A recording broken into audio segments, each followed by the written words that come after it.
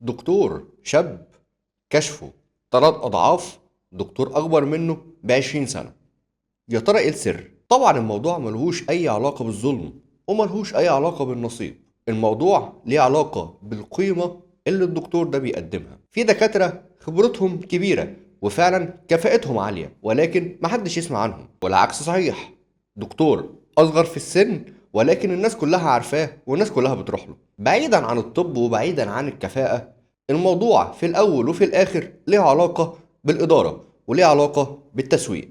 الدكتور الأصغر سن بيعرف يسوق لنفسه صح، بيعرف يعرض الحالات اللي اشتغلها قبل وبعد، وبيعرف يدي ثقة للعميل ويديله القيمة الفعلية اللي هو بيدور عليها. فلو انت دكتور فعلا شاطر وخبرتك كبيرة ولكن انت مش مسوق لنفسك صح والناس متعرفكش، مستني الناس تعرفك منين؟ ومستني الريت بتاعك يزيد ازاي؟